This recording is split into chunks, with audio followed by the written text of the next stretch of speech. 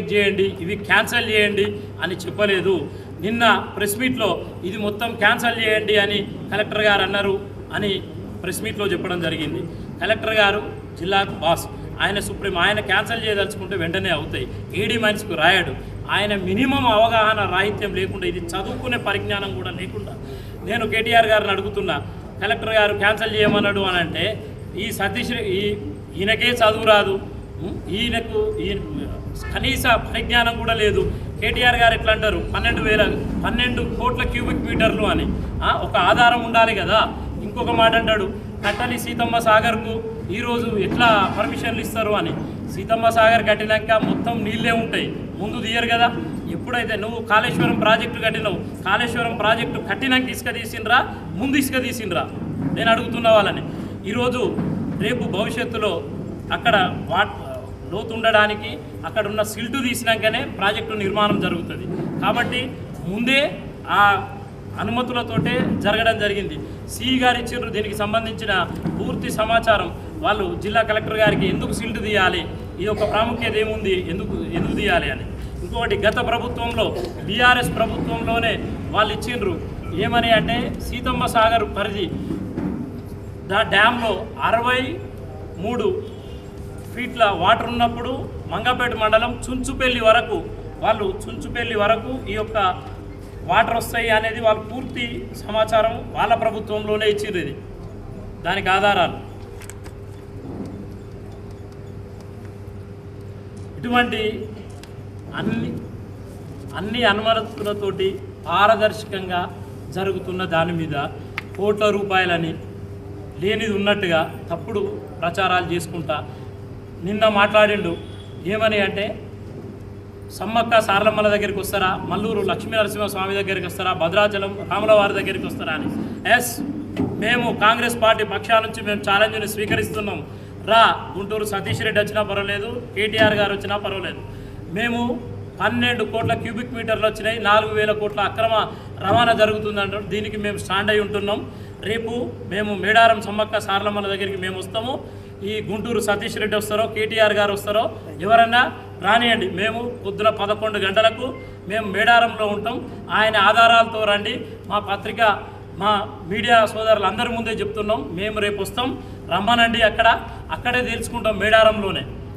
ఆయన ఏవైతే ఆధారాలతోటి 12 కోట్ల క్యూబిక్ మీటర్లు అని ఖమ్మం జిల్లాలో కేటీఆర్ గారు అన్నారో ఆ సవాల్ని మేము స్వీకరిస్తున్నాం. ములుగు జిల్లాలో 12 కోట్ల క్యూబిక్ మీటర్ల పర్మిషన్లు వచ్చుంటే మేము దేనికైనా సిద్ధం. నేను ఒక డీసీసీ ప్రెసిడెంట్గా చెప్తున్నా, అవగాహన లేని సతీష్ రెడ్డి వస్తాడా లేదంటే కేటీఆర్ గారు వస్తారా, దేనికైనా సిద్ధం మేము చర్చకు. తప్పుడు మాటలు, మా మంత్రులకు ఏం సంబంధమే, సీతక్క గారికి ఏం సంబంధం, పొంగులేటి గారికి ఏం సంబంధం, ఈ యొక్క ఇసుక గురించి ఇక్కడ అన్ని ప్రభుత్వ అనుమతులతోటి గిరిజన ట్రైబల్ సొసైటీలకు వచ్చినాయి, ట్రైబల్స్ బతుకుతున్నారు. దానికి పొంగులేటి గారు ఎందుకు, సీతక్క గారి టాపిక్ ఎందుకు, సంబంధం లేని బయటికి ఎందుకు, ఈ అవగాహన లేని సతీష్ రెడ్డి మాట్లాడుతాడు. 4,000 కోట్ల కుంభకోణం. ఎక్కడి నుంచి వస్తాయి 4,000 కోట్లు? వచ్చిన క్వాంటిటీ ఎంత, దానికి 4,000 కోట్లు ఎందుకు వస్తాయి? 116 రూపాయలు ఆయన తప్పుడు లెక్కలేసి తప్పుడు వార్తలు బట్టగాల్చి మీదేస్తే సరిపోతుందా? ఆయన అనుకుంటానేమో ఆయన అక్రమంగా సంపాదించిన కదా నేను అక్రమ సంపాదన. ఇప్పుడు ఇక్కడ లోకల్గా అనుకుంటారు ఎలక్షన్లో అరెకరం ఉన్న సతీష్ రెడ్డి హిందూ అరణ్యాల ప్లాట్ ఎట్లా కొంటాడు, గట్కేసర్ల 10 ఎకరాల భూమి ఎట్లా కొంటాడని వాళ్ళ కార్యకర్తలే చెప్తారు. అట్లా ఇట్లా అనుకుంటానేమో. గతం కంటే గత బీఆర్ఎస్ 10 ఏళ్ల పాలన కంటే కాంగ్రెస్ పాలనలో 300 కోట్ల రూపాయలు ప్రభుత్వ ఖజానాకు ఆదాయం పెరిగింది ఇసుక మీద. అంటే ఈ 300 కోట్లు ప్రతి సంవత్సరం ఇంటూ 10 సంవత్సరాలు అంటే 3,000 కోట్లు వాళ్ళు తిన్నారు కదా. అట్లేమని అనుకొని భ్రమలో అన్నారేమో కానీ వాస్తవికంగా అయితే అది కాదు. ఇక్కడ వారు చెప్పినట్టు 12 కోట్ల క్యూబిక్ మీటర్లు రాలేదు, 4,000 కోట్ల అక్రమ రవాణా జరగలేదు. ఎవరికైనా తెలుసు ఈ యొక్క ప్రజాపాలనలో రేవంత్ అన్న సర్కారులో ట్రాన్స్పరెంట్గా మైనింగ్ మీద పూర్తి స్థాయి పట్టు సాధించడం జరిగింది. అక్రమ రవాణాలు ఎక్కడ లేవు. ఎటువంటి పూర్తి పారదర్శకంగా జరుగుతున్నది అనేది అందరికీ తెలిసిన విషయమే. పూర్తి స్థాయి ఎంతైతే ఉంటుందో అంతవరకే వాళ్ళు లారీలలో లోడ్లు వేసుకొని రావడం జరుగుతున్నది. గతంలో 35 టన్నులకు పర్మిషన్ ఉంటే 50 నుంచి 60 టన్నులు ఓవర్లోడ్ పోయేది. దానివల్ల రోడ్లన్నీ ఖరాబ్ అయ్యేది. ఈరోజు మేము మా ఏటు నాగారం రోడ్డు చూపిస్తాము, ఈ గుంటూరు ఆయన కళ్ళు కనబడతలేమో తీసుకుపోయి చూపిస్తాం ఎంత అద్భుతంగా ఉన్నదో రోడ్డు.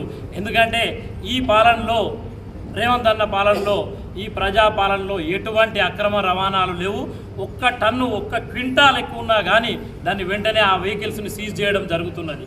కాబట్టి అందరికీ తెలుసు, ఇసుకే కాదు అక్రమ మైనింగ్ మీద అన్నిటి మీద ఉక్కుపాదం మోపడం జరిగింది. కాబట్టి ఎటువంటి అవినీతికి ఇక్కడ తావు లేదు. వారు అక్రమ సంపాదనకు అలవాటు పడి ఇప్పుడు ఎటువంటి అక్రమ సంపాదనలు లేక, ఎటువంటి ఇవి లేక మా ట్రైబల్స్ను బెదిరిస్తే వాళ్ళు ఎటువంటి సొసైటీలు కూడా వాళ్ళకి ఇవ్వట్లేదు. బీఆర్ఎస్ నాయకులు గతంలో వాళ్ళు ఎక్కడెక్కడనో బయట నుంచి, రాష్ట్రాల నుంచి, సిద్దిపేట నుంచి తీసుకొచ్చి ఇక్కడ కాంట్రాక్టర్లను పెట్టేది. అటువంటి ఈరోజు తావు లేకుండా స్థానికులు మాత్రమే చేసుకుంటున్నారు. కాబట్టి ఈరోజు ఆ గుంటూరు సతీష్ రెడ్డి అక్కసు వెళ్ళగక్కుతున్నాడు. ఆయన పూర్తి పరిజ్ఞానం లేక ఇంకొక మాట అంటాడు, కలెక్టర్ వీటిని క్యాన్సిల్ చేయండి అని ఏడీ మైన్స్కు లెటర్ రాసిండు అంటారు. ఏడీ మైన్స్కు కలెక్టర్ ఇచ్చిన గ్రీవెన్స్లో ప్రతి సోమవారం గ్రీవెన్స్ జరుగుతుంది కలెక్టర్ ఆఫీస్లో. గ్రీవెన్స్లో కవితక్కేదో మాట్లాడుతున్నది పొంగులేటి అన్న గురించి, మా ఇన్ఛార్జ్ పొంగులేటి అన్న గురించి, సీతక్క గురించి. 200 కోట్ల ఇంట్లో ఉండే కవితక్క కూడా ఒక పేద మంత్రి, 3 సార్లు ఎమ్మెల్యేగా గెలిచి ఈరోజు రాష్ట్రంలో పెద్ద పోర్ట్ఫోలియోలో ఉన్న మా పేద సీతక్క గురించి మాట్లాడే అర్హత ఈ యొక్క లిక్కర్ స్కామ్లో, ఎన్నో స్కామ్లలో ఇరుక్కుపోయిన కవితక్క మాట్లాడే అర్హత ఉన్నదా? నిన్న ఆమె కూడా వచ్చి ఇసుక గురించి ఏదో అనే టాపిక్ మాట్లాడుతుంది. ఏది మాట్లాడినా కానీ నేను దయచేసి పాత్రికేయ మిత్రుల ముందు ఒకటే చెప్తున్నా, మన స్థాయికి తగ్గట్టుగా, మనం చేసే పనికి తగ్గట్టుగా మనం ఏందని ఆలోచించుకొని మాట్లాడితే మంచిదని చెప్తున్నాము. ఒక్కటే మేము చివరి మాటగా చెప్పేది, కాంగ్రెస్ పార్టీ అన్నిటికీ సిద్ధంగా ఉంది. మాకు పని చేయడం తెలుసు, పని పట్టడం కూడా తెలుసు. తప్పుడు కూతలు కూసి, కారు కూతలు కూస్తే మిమ్మల్ని తరిమి కొట్టడం కూడా తెలుసు అని మరొక్కసారి మీడియా మిత్రుల ముందు తెలియజేయడం జరుగుతుంది.